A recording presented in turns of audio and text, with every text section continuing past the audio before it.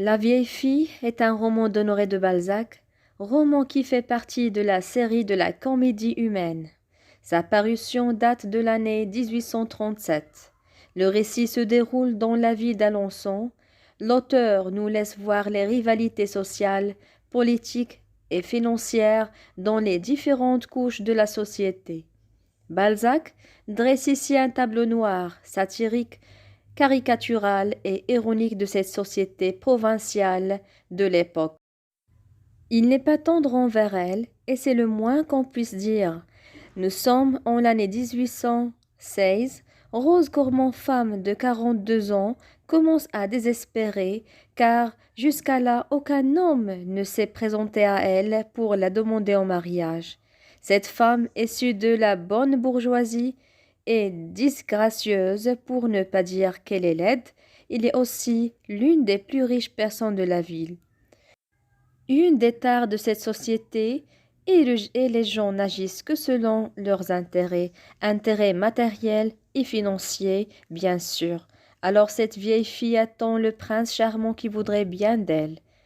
Deux hommes âgés, rusés, avides et cupides vont se lancer dans la compétition pour soi-disant prétendre à la main de Rose.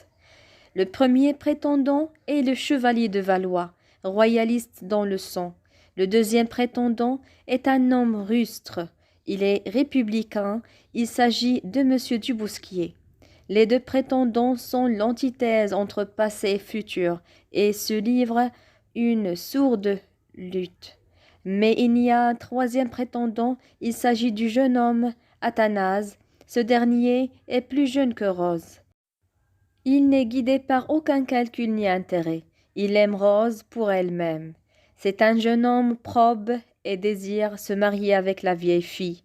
Rose, la vieille fille, a un grand désir, un rêve, c'est se marier et surtout enfanter, avoir des enfants. Son rêve se réalisera-t-il?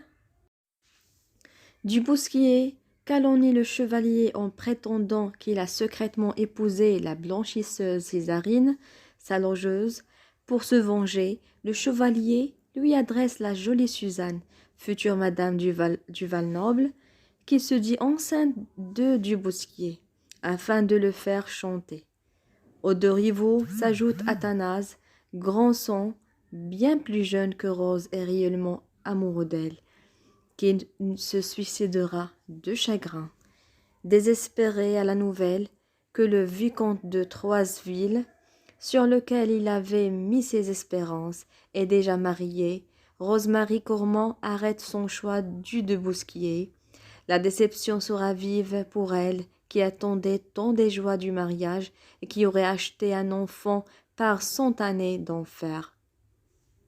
La dernière ligne du roman confirme brutalement ce que laissait entendre maintes allusions au long du récit. Dubousquier est impuissant.